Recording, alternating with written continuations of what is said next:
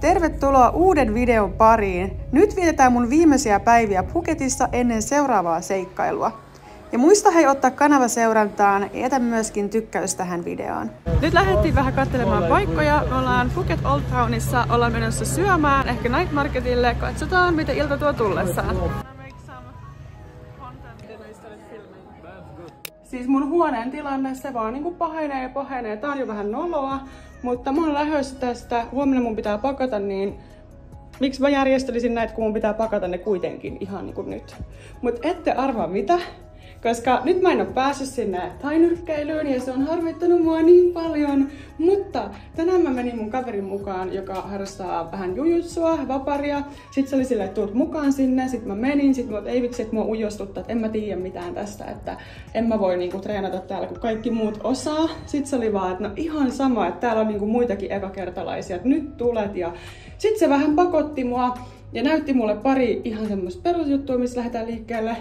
Ja sit mähän siellä vedin kuule täyden tunnin open matin. Pyörittiin siellä vaikka minkälaisissa niinku oudoissa asennoissa ja sitten otettiin vähän striking siihen mukaan. Ja siis ihan superhauska. Mä oon niin innoissani ja nyt mä oon ihan silleen päättänyt, että nyt kun mä menen Chiang Maihin, mun on pakko löytää sieltä jujutsusali tai joku vaparisali ja mennä myös sinne treeneihin. Katsoo nyt, että miten tässä. Mut siis oli niin hyvä, koska tainyrkkeily nyt on sen takia vähän niinku bännissä, että mä en sais niinku mun mahaa pomputtaa, koska raskaasta urheilusta tulee lisää vatsahappoja, mutta toi oli niin erilaista, niin eri tavalla raskasta ja se ei ollut just semmoista pomppimista ja mulla ei tullut yhtään huono olo. Nyt mulla on toinen päivä putkeen, kun mua ei ole oksettanut ollenkaan. Tää on ennätys ja I just wanna keep it this way.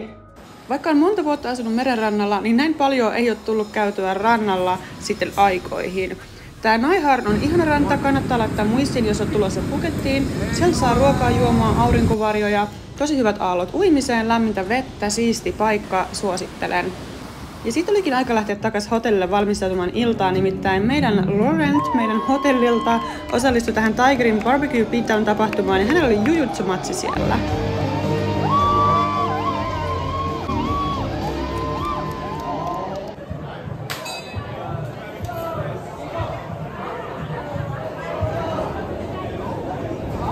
อย่างน้อยใส่กางเกงในมาบ้างก็ได้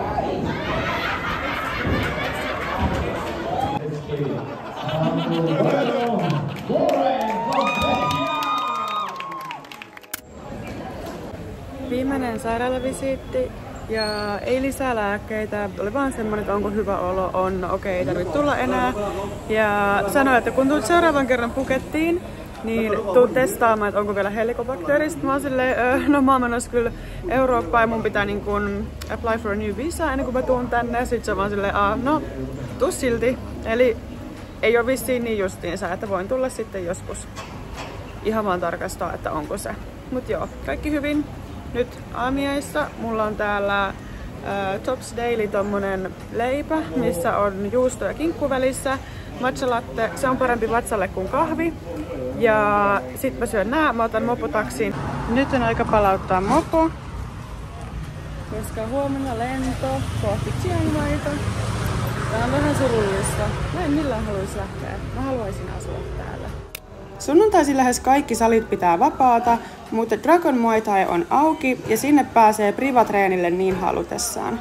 Joten spontaanisti mä kävelin sisälle ja kysyin, että pääsisikö treenaamaan.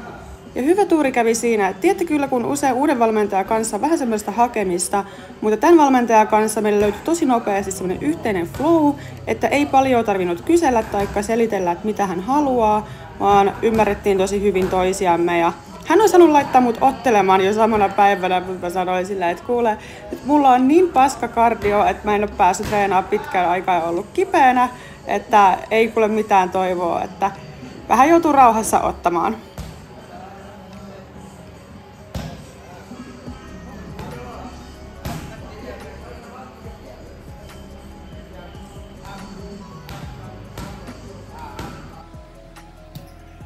Viimeinen treeni Phuketissa. Nyt mun pitää tsekata viestit, etsiä mun kaverit ja lähteä viettää sunnuntai-päivää.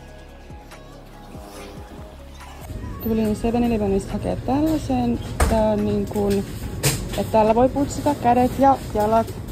ja varusteet treenin jälkeen. Jalat näyttää tältä nyt on painimisen jälkeen, siis älkää edes ajatelko noita mun kynsiä, ne on tuhoutuneet. Ja sit kuivushampoo, hiusöljy ja myöskin suihkutettava deodorantti. Ja sellainen huomio, että älkää ottako kosmetiikkaa mukaan Thaimaahan, koska täältä saa kaikkea. Myös aurinkorasvoja, se on pelkkä myytti, että täältä ei saisi.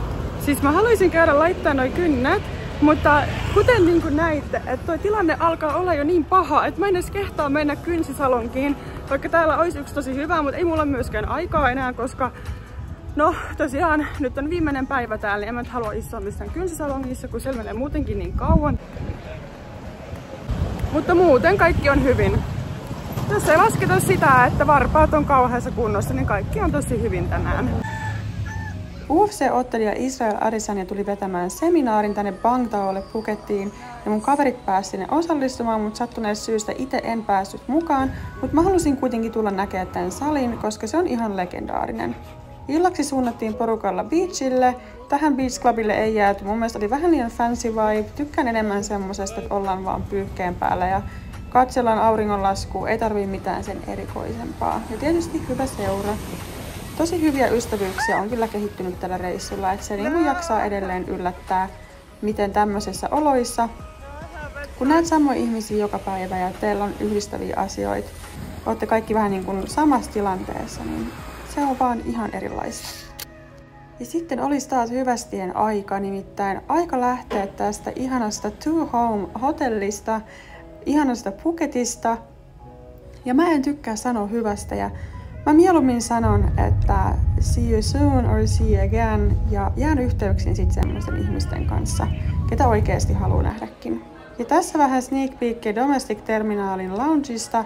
Se oli tarjolla paljon thai-ruokaa, aika tulista oli kun vähän maistelin. Sushit oli tosi hyviä ja sitten tietysti jälkkäreitä löytyi. Eiperillä ollaan uusi huone.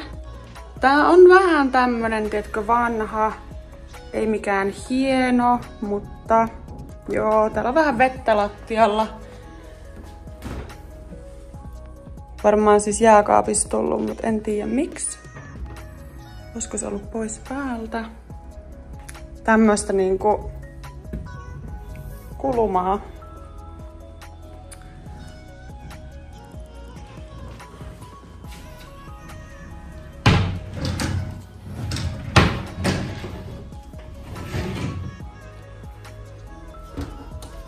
Siis pyykkikone. Okei. Tää on aika järkky. Ja sänkytesti taas. On. No, kokeillaan eka yö ennen kuin sanon mitään. Aika kova. Mä en tiedä mikä näillä on näiden kovien sänkyjen kanssa.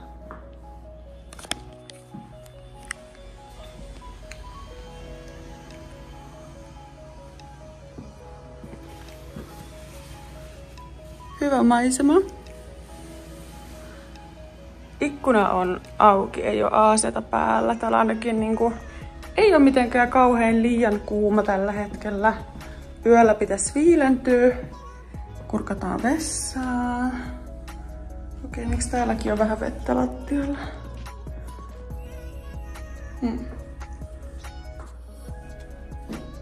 No, en tiedä tästä.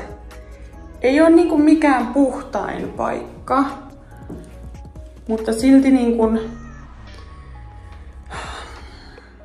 voi niinku silti olla siistiä, vaikka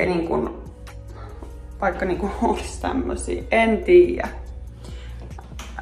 Mut kyllä mä uskon, että tähän niinku sit tottuu. Mut se ongelma, kun mä buukkasin, niin siis täällä ei ollut vapaana mitään. Mä buukkasin vielä monta kuukautta etukäteen. Mutta tosi huonosti oli vapaana. Mä luulen, että mä katoin väärästä paikkaa, koska mä oon nyt oppinut sen, että paras paikka niin olisi Hostel World oikeasti täällä. Sitä kannattaa katsella jatkossa, varmaan katselen itsekin. Esimerkiksi Airbnb, ihan turhan kallis Aasiassa. Joo. Mut anyway, mitä mä halusin? Niin huone lähellä salia, riittävästi tilaa, että pystyy purkaa kamat. Ei hometta, toistaiseksi ei ainakaan näytä, että olisi homeinen. Ja joo. Siis se on mun niinku ainut, en mä halua mitään muuta kuin urheilla. Kyllä tää on silleen. Kyllähän tässä niinku tämmösen leirin vettää tämmöisessä autenttisissa oloissa. Tietenkin kaikki on silleen, että autenttista Thaimaata, bla bla bla, älä mene mihinkään commercial gymille ja muuta. Sitten mä niinku aina mietin silleen, että nämä autenttisen huutelijat, niin tuleeko ne tänne niinku siistiin hotelliin vai tuleeko ne oikeasti asua tänne semmoisiin oloihin, missä thait asuu, koska siis monethan ne asuu niinku jossain työmaakonteissa ja niinku metallihökkeleissä ja tälleen. Että tääkin on niinku Thaimaan standardilla oikeasti silleen tosi hyvä kämppä. Niin vaikka tää nyt ei oo silleen moderni ja hieno, niin ei mulla tässä niinku valitettavaakaan sit kuitenkaan oo sellaista. Jos voi mitään, mä aion syödä vaan niinku keksä ja ruuat, koska mä en jaksa lähteä. Mä lähden ehkä illalla vähän kävelee. Mut tänään mä puran laukut, asetun taloksi, hankin vettä ja syön keksejä. Mulla on oikeesti vähän kamala olo, koska nuo lääkkeet turvottaa, kun ne hidastaa ruoansulatusta. Sitten mulla on menkat alkamassa ja sit vielä syönyt vähän tälleen niin kun reilusti hiilareita, niin on kyllä niin kun todella paska olo niin kun siinä mielessä. Ja en malta odottaa, että pääsee aloittaa dieetin, nimittäin musta tuntuu, että mä aloitan huomenna. Eikä siis mitään semmoista superdieettiä, niin kuin mitenkään. Mä en oo sanonut, että mä haluan kieltää itseltäni niin kauheasti mitään, mutta siis mä vaan nautin siitä, kun saa niinku syödä silleen hyvin ja puhtaasti. Niin now is the time. Ensikosketus Chiang Maissa. Tää mun alue ainakin muistuttaa tosi paljon Bangkokia. Eli tää on tämmönen aika kaupunkimainen. Täällä on tosi paljon thaimaalaisia. Tarkoittaen sitä, että mä oon siis ainut valkoihoinen tai ainut ulkomaalainen, ketä mä oon niin kun tämän kävelyn aikana nähnyt. Missään ravintoloissa mä en näe ulkomaalaisia. Kaikki tekstit on thaimaaksi ja siis tietysti ollaan Thaimaassa. Mutta se on aina jännittävää, kun tulee uuteen paikkaan, niin se ottaa oman aikansa niin asettua ja sille löytää omat jutut ja omat rutiinit. Esimerkiksi skootteria ei saa vuokrattua tähän aikaan enää mistään, kun sitten taas niin turistialueilla, selkeästi turistisemmilla alueilla, niin kaikki niin kuin, palvelut on silleen auki myöhään asti. Et on vähän taas niin kuin erilainen paikka, ei mitenkään valituksena, mutta vaan niin kuin sellaisia huomioita. Ja sit mä oon huomannut sen, että mä itse viihdyn turistialueella niin kuin tosi hyvin just sen takia, että sieltä saa palveluita ja sit sieltä saa englanniksi kaiken ja näin. Niin totta kai siis se helpottaa elämää, mutta kyllä mä uskon, että tähän tottuu ja tähän pakko tottua, koska mä oon ollut täällä 5 viikkoa. Niin katsotaan, nyt mä menen ostaa iltapalaa kaupasta, koska rehellisesti mä en siis ymmärrä noista ravintoloissa, kun siellä on tosiaan thaikieliset menut ja niissä ei ole mitään kuvia, niin mulla ei ole nyt just energiaa oikeasti selvittää, että mistä mä löydän ruokaa. Mä en oo kauheen nirso, mutta mä oon siis huono lihan kanssa ja huono joitakin mereneläviä kanssa, niin pelataan nyt niinku tää pelataan tää ilta varman päälle ja sit katsotaan huomenna, jos olisi vaikka vähän enemmän virtaa.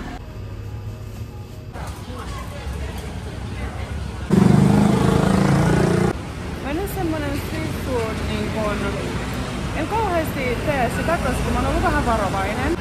Mut nyt mä otin kuvan tosta menusta, sit mä laitoin sen niin ChatGPT:iin, että pyysin kääntää sen englanniksi, niin mä sain tilattua sen avulla. Ja katsotaan, mä uskon, että ruoka tässä on tosi hyvää.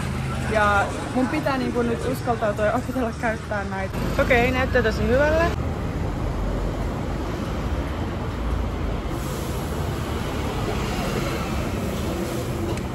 Sen verran mulla on ehtinyt selvitä, että tää ei siis ole hotelli, vaan nämä on asuntoja ja täällä asuu myös thai-ihmisiä. Eli nyt tää on just sitä autenttista thaita. Just sitä, mistä oli puhe.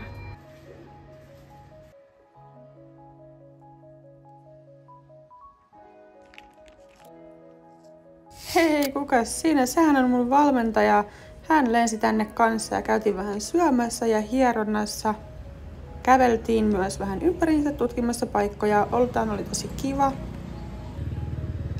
Vuk lähti kotiin ja mä jäin laittaa mun kynnet, mutta sitten mä huomasin, että täältä saa visakuvat. Mun pitää käydä pidentää mun visaa 2 viikon päästä. Niin ajattelin, että napataan ne nyt samalla. Niin mun pitää nyt ottaa 10 minuuttia, että hän saa ne valmiiksi.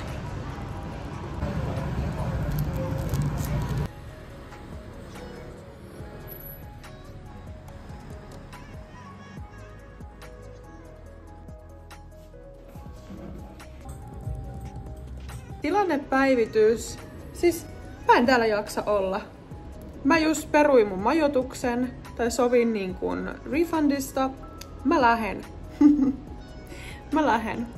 Chiang Mai ei oo mua varten. Tää on hyvä, jos tykkäät Balilla esimerkiksi Ubudista, jos tykkäät hengellisistä jutuista, kierrellä temppeleitä, nähdä munkkeja. Mä sanoisin, että niin, ja siis vesiputouksia ja elefantteja. Mä en oo käynyt kattoo noita turistijuttuja sen kummemmin, mutta siis mä sanoisin, että tää on just semmoselle niin kun, turistille, joka jaksaa niin kun, kiertää just tommosia kohteita, niin ihan loistava kohde.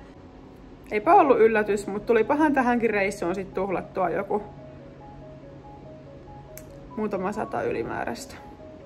Ei voi mitään. Silloin pitää mennä, kun sielussa on tää tunne. Kyllä te mut tiedätte jo tässä vaiheessa.